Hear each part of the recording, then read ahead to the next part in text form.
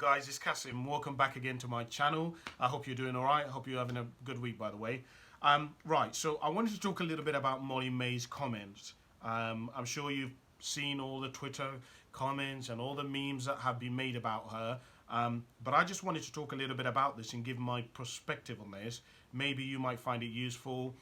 Maybe it might add some value to the quality of your life. But either way, I thought I'd talk a little bit about it. But before I get into that, if you want to help me get to 1,000 subscribers by June of this year, please can you like and subscribe to my channel? I would absolutely appreciate you. Be an absolute legend. Okay, cool. Anyway, so let me just give you, I made 4 notes about this when I was thinking about it. I was on the train yesterday for about 2 hours and I was thinking about it, and I just wanted to give you my opinion. Okay, so the first thing that I wrote down here is don't get caught up in what other people believe or think. Examine for yourself what are the circumstances, what are the context. So I think it's very, very, very easy when you're on Twitter, when you're on Instagram, when you're on YouTube, to look at all these different memes and all of these different people talking about what she actually said without you actually having gone and listened to what the full video and to understand the context of what she's actually talking about, right? And I think a lot of us today fall into this trap where instead of actually listening to what the person actually said, we get snippets of it, right?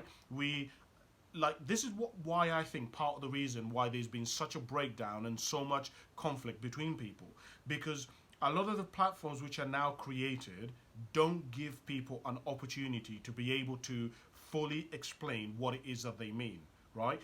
We're living in this world where we are judging people based on small snippets of what they said instead of listening to the full picture of what it is that they were trying to articulate and what it is that they were trying to say. And that's why I really dislike things like TikTok, I dislike Reels, all of these, because they give you a really bad perception of somebody, right?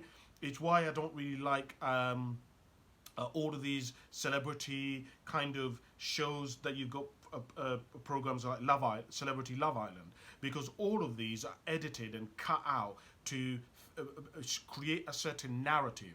And the thing is, if you are not on this and you're not sharp and you're not focused and you're not conscious of yourself and you're not constantly reviewing and looking at yourself, it is very easy to get into the trap of actually accepting what they're showing you, right? And here's the really interesting thing is that if you are on the bandwagon of actually believing what Molly-Mae is been saying because everybody has been talking about it, that tells you something about yourself. That means you're heavily influenced by what everybody else is going along with what everybody else is accepting. The question you should be asking is, hold on a minute, what do I believe? What do I think? Okay, I've gone and listened to what Molly-Mae has said in the entire video. I've listened to the whole clip. Let me now put into context what she says and what do I think. Forget about what other people think. Forget about what they believe. Forget about what is trending. Forget about what is hot and what is funny. What do I actually believe? What do I actually think about this? Because the whole point is, if you want to be a better human being, you constantly have to examine yourself and say, am I adding good into the world, or am I adding bad into the world? Now, you may choose to say, I don't give a shit, Kaz, I want to add whatever I want. That's fine. But I believe that if you're living in a community with other people and you expect other people to serve you, not kill you, not rob from you, then there is an expectancy that you are also going to participate in being the best human being that you can possibly be. In my opinion. You may disagree with me, and you can comment below if you disagree with me. But I just think if you're living in a community, you should be looking out for people. You should be caring for people. You should be ensuring that your house is clean and your garden is been tended to. Why? Because it's part of the image, because it's part of pride, because it's part of being part of a community. And I think we're lacking community today. Talking to our neighbour, ensuring if our neighbour is not in, that we take out their bins, things like this. But I think by far one of the things that you need to ask yourself is, are you being caught up in the hype? Are you going along with what everybody believes, or have you come up with your own personal conclusion about what you think about this video based on the fact that you've watched everything that she said and then put it into context? Context matters, guys, because if you take something which is out of context, it sounds really bad. The person sounds really bad. Did you listen? The question you want to ask yourself is, did you listen to the entirety of what she was saying from the beginning of that podcast to the end of it, and then made your decision? Or are you making an assumption, or are you making a decision based on what you've seen on the internet? That's the first thing. Number two, I wrote down that she was right, because she was talking about the principle, not the circumstances. I actually listened to the entire podcast, and I agree with what Molly was saying, because what she was talking about is she was talking about the principle. She was saying that it doesn't matter whether you started off with £1 million, it doesn't matter whether you started off with nothing. The principle is this: if you work hard, there is an increased chance that you're going to become successful. That doesn't mean that you're not going to have obstacles, that it's not going to be hard. It just means that the principle says that no matter where it is that you start, if you start wherever it is that you are, you can rise, you can get better, you can improve. It doesn't mean that you're going to reach the same echelons and the same success as somebody else maybe who started off a bit higher than you, but it means that you have the opportunity to excel beyond where you first started off.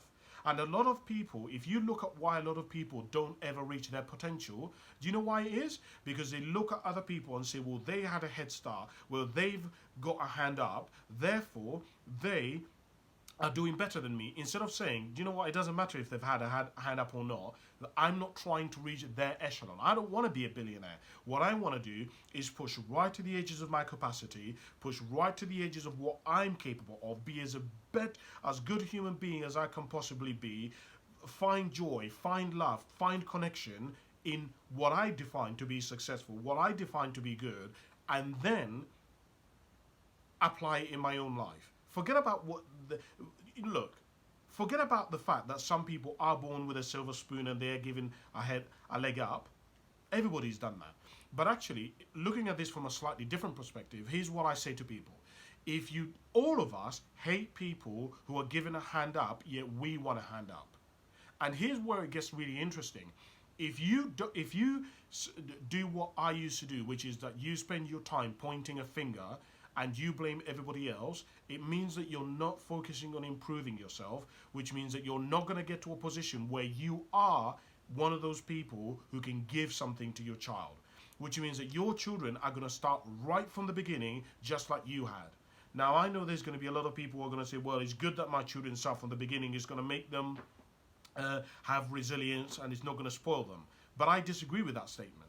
I think it's actually really stupid, because that means there is no generational wealth. That means you can never build anything of consequence, right? If you start off with absolutely nothing and your children start off with absolutely nothing and their children start off with absolutely nothing, that means you guys can never build anything you can't build empires, you can't build monuments, you can't help impact people on a global, on a national, on a big scale, because each one of you is constantly having to start from scraping from the scraps. So I actually believe that you should be pushing yourself to get to a position where you can give. And that means forget about other people, forget about what they have.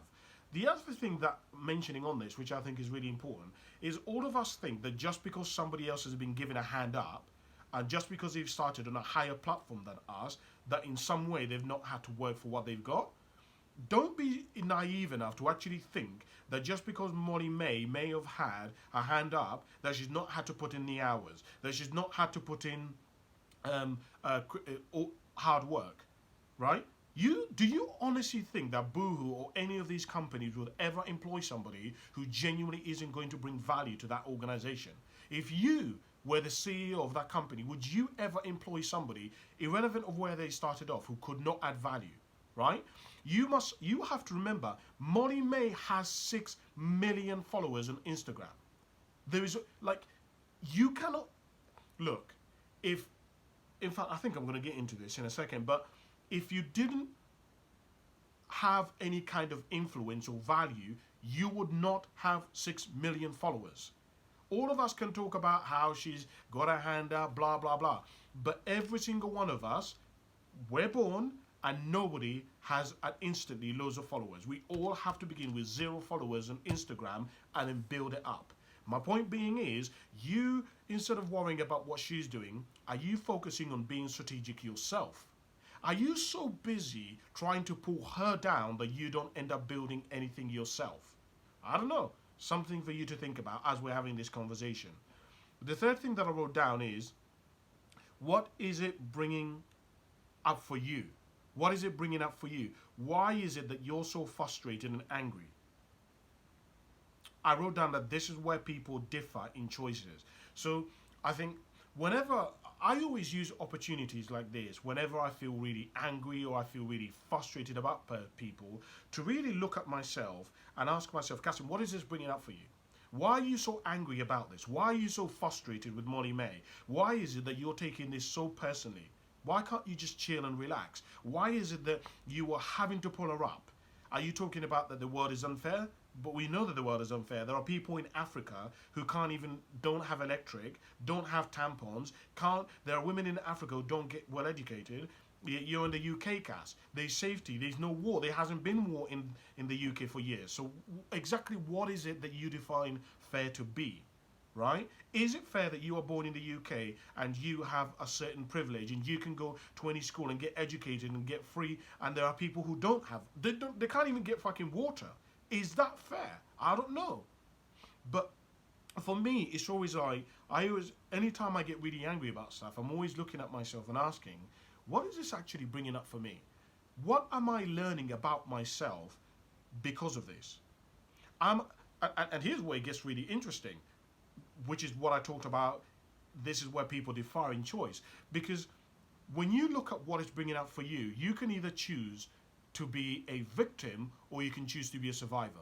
You could look at Molly-Mae's situation and what she said and decide, well, because of that, she's a brat and she's spoiled and therefore I have no way of ever getting to that. Or you can say, do you know what? I love the fact that Molly-Mae's been able to do that. She's just a normal girl. She's not actually particularly that talented or that well-skilled or well-educated. But I would also love to be able to exercise my capacity and be able to become influential and be able to reach such echelons. So do you know what? I'm going to use her as an inspiration. I'm going to look at the strategies that she's used to be able to build such success, and let me see if I can implement those in my own life. Let me see. She's clearly leveraged Instagram, right? So how do I leverage? How is it that I could become valuable, that I could grow a platform where I have loads of followers on Instagram? Can I make products? Can I post videos? What is it that I can do? See, now that's taking a strategy. But if you decide not to leverage her strategy and use what has worked for her, well, that makes you the loser, man. That makes you what is the word? That puts you in a position where you're the victim. You're not winning, you're losing. So that's something for you to think about. The last thing that I wrote down is irrelevant of where she started, she has over 6 million followers. And that's what I talked about earlier on. Whether you like it or not, Molly-Mae has 6 million followers. People do not follow people who they don't believe add value to the quality of their life. So the question that you want to be asking yourself is, why are all of these people following Molly-Mae? What could she possibly bring to these people? Now, here's where it gets really interesting.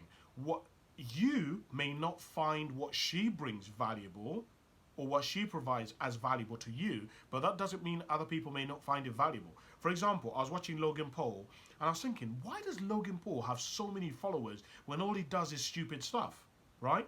He does pranks and stuff like that. He adds no real value to people's lives. He doesn't educate people. But what Logan Paul does do is he distracts people. He creates fun, right? He creates entertainment for people.